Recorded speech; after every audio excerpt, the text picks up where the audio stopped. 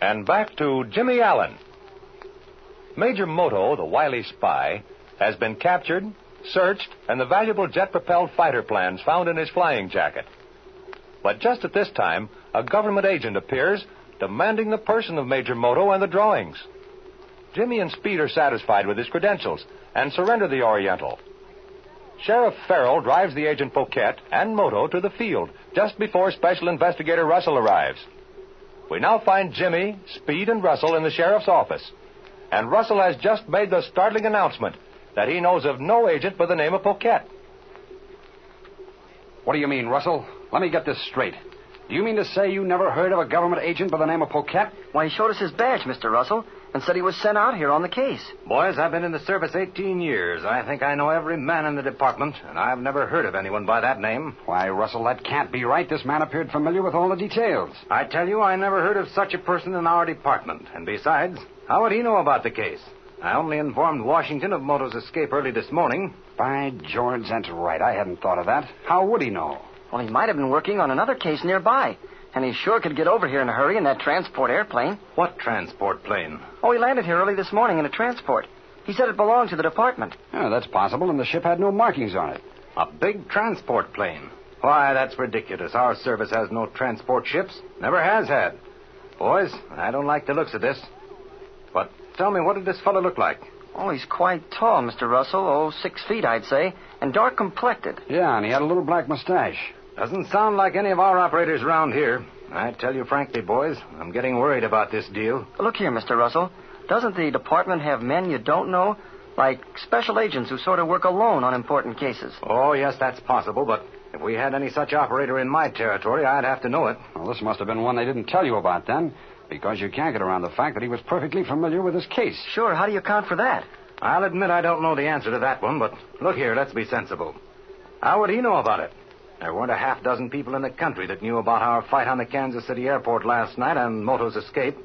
And I just finished telling you that I hadn't radioed my department about it until early this morning. And that is a funny one. And this fellow shows up shortly afterwards. He even helped us in the search for Moto. Yeah, but there was something queer about that, Jim. The transport flying around us was a hindrance, not a help. I thought they were going to run us down a couple of times. Yeah, that's right. They did act kind of queer. Well, let's not all stand around here like a bunch of wooden Indians. We can certainly find out easy enough. Poquette left here not 10 minutes ago with Moto. You're right, Robertson. We can find out in a hurry. Give me about 50 seconds with this fellow Poquette. I'll know whether or not he's in the service and who sent him here to grab Moto. Where's this transport ship you've been telling about? It's out on the Olathe emergency field. Come on, let's get going. My car's outside. How far is it out to the field? Oh, not far, about 3 or 4 miles. All right, let's get on our way. We'll clear up the mystery of our friend Poquette and incidentally have a talk with that rascal Major Moto. Yes, and don't forget one other thing, Mr. Russell. Yeah, what's that, kid? Remember this. The plans for the plane were turned over to Poquette. Don't worry, Jimmy. We're all out to get those plans.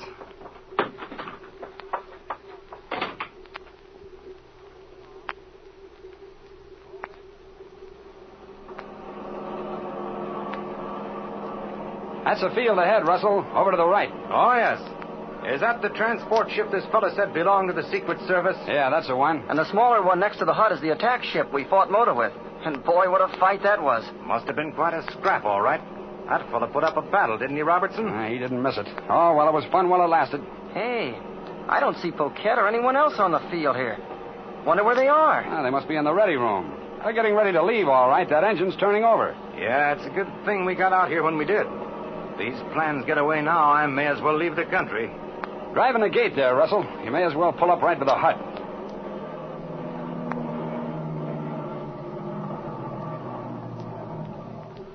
Yes, well, I don't see anyone around. Let's take a look in this shack. Okay, come on, Speed. I'm right behind you. What is this building on the field here? Oh, it's just a shack the caretaker uses for keeping his equipment out of the weather. Well, here we are. Now we'll just give this fellow Poquette the once-over. Hey, what the... Look, Jimmy, Shorty Mason's here with him. Great Scott, you're right, Speed. That's who I saw. Ace was the man flying the ship. Well, if it isn't my old pal Speed Robertson and Jimmy Allen. I heard you guys were around here. Where in the world did Mason come from? I thought he... I meant to tell you, boys. After you took off from Kansas City last night, Mason escaped from Captain Sweeney. He got away before I could get back to the plant. Yeah, I'll say I did. You guys thought you was going to give me the works, huh? That's good. Well, you're not putting Shorty Mason on the spot. He's not getting into the shoe business up at Leavenworth. Looks like we got here just in time. Which one of you fellas is Paquette? What do you care, you big flatfoot? Yeah, what's it to you, fella? Come on, boys. Let's be getting out of here. Go on, Ace. Get the plane started. Not so fast now. I want to have a little talk with my colleague, Mr. Paquette. Seems like somebody told me you were in the Secret Service, Paquette. You're right about the secret part of it, but we ain't letting you in on it. Who are you? Never mind who I am. I came down here to get Major Moto and those airplane drawings he cares so much about. Oh, you did? Well, now, isn't that dandy? I suppose you'd like to take me along, too. Shut up, Mason. I'll talk to this guy. We're mighty sorry, Mr. Detective, but we got an important appointment and was just leaving when you busted in here. And Major Moto's going with us. Yeah. How do you like that, Russell? You weren't quite so brave last night, Mason. In fact, if I remember right, you were down on your knees crying for mercy. Now, with your mob around, you've changed your tune. That's enough out of you, Robertson. You guys thought you were smart hiding in the plant and breaking up our party. But it didn't work, and we're going places now. Places that you and Russell... Shut up. Use your brains, Mason, if you've got any. You'll be talking yourself into the jailhouse, and that's about where you belong. Well, all right. But I don't want Speed Robertson making wise cracks at me. Well, I'm sorry, boys, but you're not going to keep that appointment. That was a smart gag of yours, Paquette, pulling this special agent stuff, but it wasn't quite smart enough. Oh, I don't know. We got Moto and the drawings, and we're leaving right now. What's so dumb about that? Where's the sheriff? I didn't see his car here. Yeah, where's Sheriff Farrell? Didn't he bring you out here? Ah, so you want the sheriff to help you out of this, huh? Well, that's too bad, but the sheriff's gone. Sure. The sheriff's gone. He went back to town to get his reward for capturing Moto. Why, sure. The sheriff was a big help to us. Why, I told him I'd write a letter to the governor thanking him for delivering Moto over to us. Come on, Russell. You're getting nowhere with these clowns. Let's get some action. Oh, you want action, eh, Robertson? Well, you're going to get action and lots of it. You see this rod? That's the way I do business. We're going out of this door right now. And if you guys try to stop us, this gat starts barking. I'm right with you. Just let him start something. Well, what about it, Robertson? Do you want some more action, or have you seen enough? Okay. I can't argue with a 6-gun. Boys, put away your guns. You can't get away with this.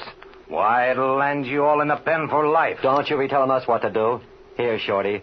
Give that big copper the up and down. He's probably packing some lead. All right, stick up your dukes, Russell. Yeah, I'll say he is. A nice little .38 special. Thanks, Russell. I needed a gun. You can't get away with this, fellas. I'll tell you what we'll do with you birds. Give us the plans, and we'll call it a day. You leave in your transport, and we'll go back to Kansas City. That's fair enough. How about it, boys? Oh, you want a bargain, eh? Well, listen here. You ain't selling us nothing. March 'em out of that door, Ace. And if they try to get tough, put the heat on them. Yes, let us hurry, gentlemen. We have a long way to go. Yeah, you're right, Moto. But wait. Remember, this Speed Robertson has fast-fighting airplane on the field here. He could follow, and his guns are deadly. Say, Moto, that's something to think about. Did you get that, Paquette? What do you mean? How's that going to stop us? Don't you catch on? What's to stop Robertson from taking off in that Army ship and filling us full of lead? And if you don't think he can do it, you're crazy. We can fix that, though. Yeah, how you gonna do it? Take a hammer to the magnetos on his engine. That'll keep him on the ground. Yeah, but that wouldn't stop him from getting another ship just like it. Listen, Poke, I got an idea. And it's a good one. They won't dare touch us in the air. Well, spill it. We got to get moving. Well, let's take young Allen along with us. They won't dare touch the ship with Jimmy Allen in the cabin. Do you get it? Oh, you can't do that. You can't do it. Why, that's terrible. Shorty, you said something. You're right. They won't dare fool with this kid along. You said it, Poke. Now, look here, men. Rather than do that, I'll promise No, to... you don't, Speed.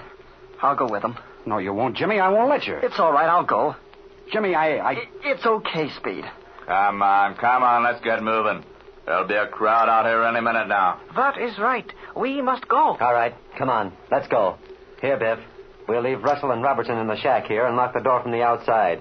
And you guys make a move to get out of here, and we'll drill you. All right, Shorty. Keep your eye on Allen. Okay, Poke. Come on, let's go. Come on, Allen. All right, Ace. Let's get going. All right, what'll we do? We can't let Jimmy go with him. How are you going to stop them? We're not armed, and those fellas are tough characters. I know that all right, but we've got to stop them. Don't be foolish. If we try to get out of this place before they take off, we're as good as dead. This place doesn't even have a telephone. Well, there they go, and we can't do a thing about it. Well, I'm going to break into this place and follow them. What good will that do? You can't shoot the airplane down with Jimmy in it. I know that, but I'll get help to him some way. Come on here, put your shoulder to this door. It doesn't have much of a lock. All right. Give a heave.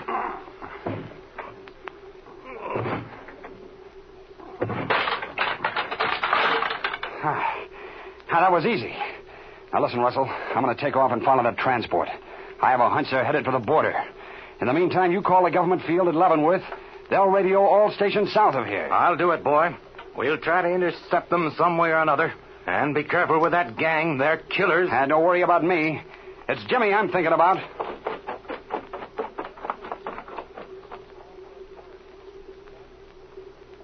The gang has scored another victory, and it looks bad for Jimmy. Why was he so willing to go with him? And what can Speed do? Let's follow Jimmy and Speed in the next episode of The Air Adventures of Jimmy Allen.